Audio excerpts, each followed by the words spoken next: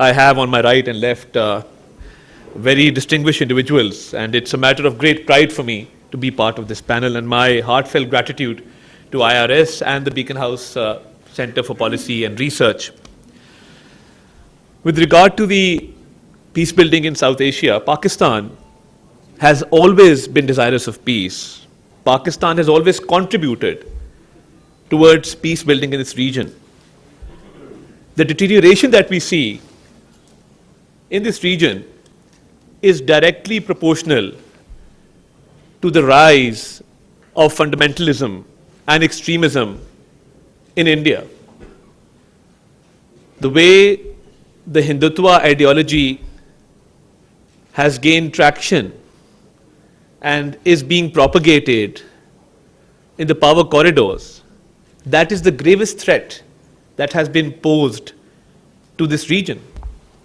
And as I said, Pakistan, being desirous of peace, has also proven that if an unprovoked, unjustified war is imposed upon Pakistan, we have the capability, we have the potential to respond back effectively.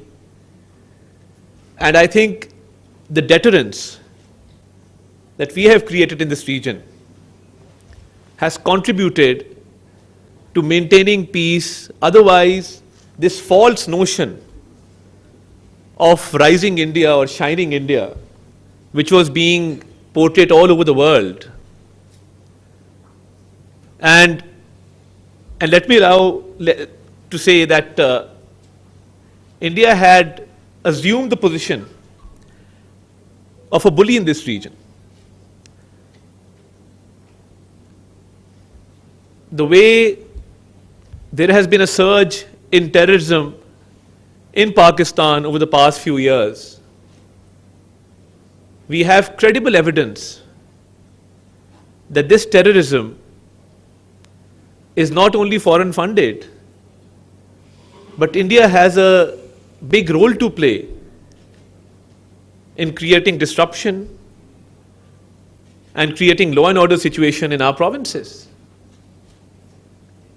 When the Pahalgam incident happened, and on the narrative front, we were faced with a challenge. The biggest argument that we had in our favor was the fact that Pakistan is the biggest victim of terrorism. So how can a nation which is actually facing terrorism, and I often say, and whenever I was invited to appear on international media, my argument was always that name any other country which has laid down 90,000 lives in the war against terrorism. And Pakistan, in fact, is a shield or a wall between terrorists and the rest of the world. So when one Pakistani citizen lays down his or her life in this war against terrorism, yes, it is for the safety and security of Pakistan, but it is also to make the world a safer place. And I would take this beyond South Asia, because had it not been for the sacrifices that our armed forces, our civilians, our law enforcement agencies, our citizens, our children have made in this war, which is a Indian-funded terrorism that has been imposed upon us, then these terrorists would have been loitering the streets of major capitals of the world. So when baseless allegations were leveled against Pakistan, and it was alleged that Pakistan was responsible for the Pahalgam incident, so I think we made our point that how can a nation which is suffering even today at the hands of these terrorists sponsor such acts? And we are facing these incidents every other day. One incident happened in India, and they started leveling baseless allegations. I think it was a diplomatic masterstroke when the Prime Minister, speaking at Kakul, offered an investigation into the Pahalgam incident. And instead of responding to that demand of an impartial and fair investigation, India's war hysteria, India's warmongering actually increased. But I am very happy and proud that our allies and countries which had a say in this whole crisis stood by Pakistan for the reason that we played our diplomatic cards really well. And we saw that based on our narrative, questions were asked in India, and they continue to be asked. And I think Narendra Modi has never been on a weaker footing than he is now. Because the civil society in India, the media, the intelligentsia, the opposition members alike are all questioning his policies.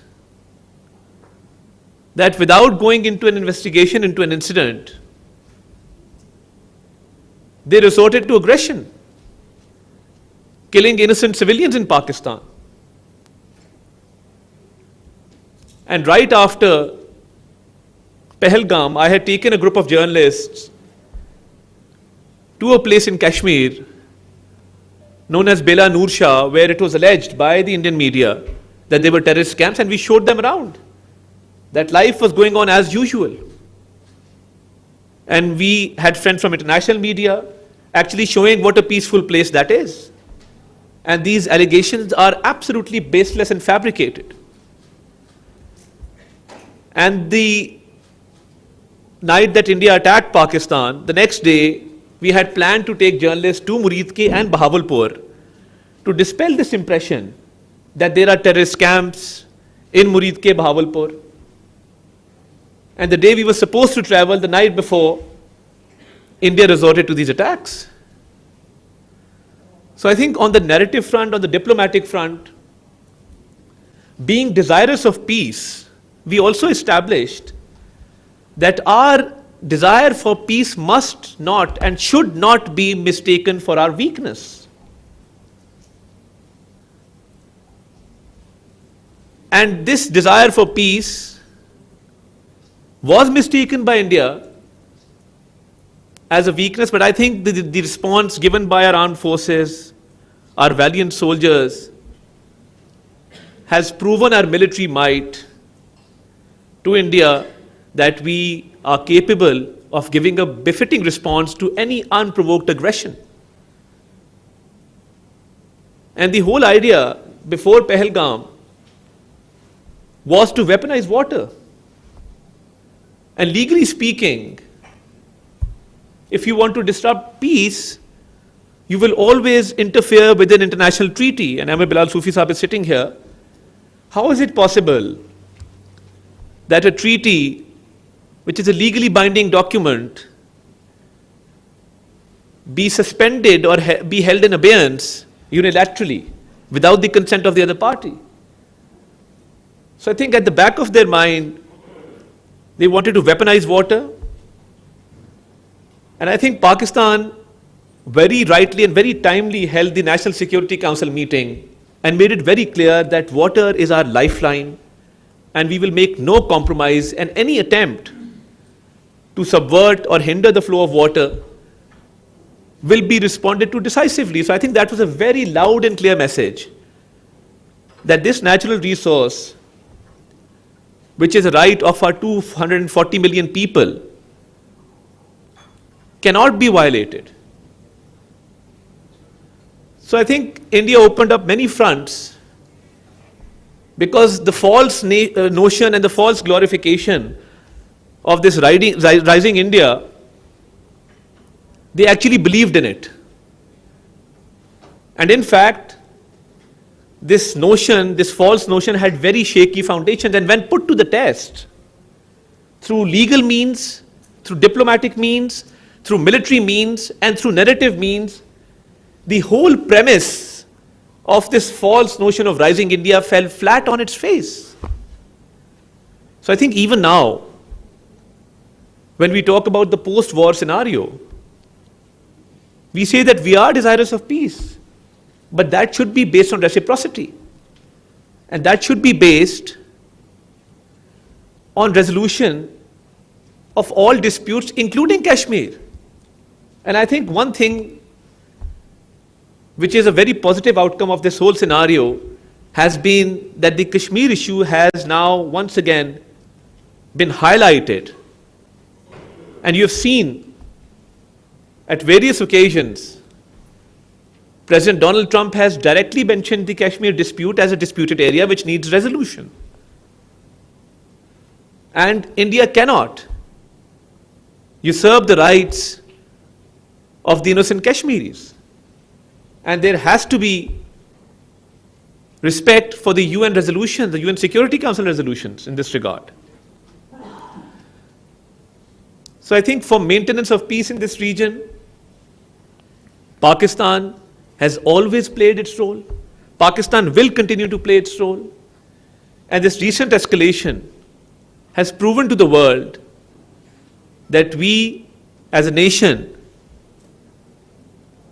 can not only respond to unprovoked aggression, but when it comes to diplomatic means, we have the skill, we have the capability of proving our point to the world. And points well taken. I was hearing speeches of honorable members of this panel. Yes, there is room for improvement. And I would request Ambassador Johar Salim, if a paper could be published right after the session in which you could give recommendations to the government, and I will be sure to pass this on to the Deputy Prime Minister, to the concerned divisions and ministries, so that this session can be productive and we can actually take something out of this and act upon those recommendations which are passed on to us by this esteemed panel. I'm very grateful for this opportunity, and I'm very grateful to the honorable member sitting here. And I assure you on behalf of the government of Pakistan that whatever recommendations are given by this panel, we will do our best to act upon them. And may peace always prevail in this region. And may Pakistan always prosper. Pakistan Zindabad. Thank you very much.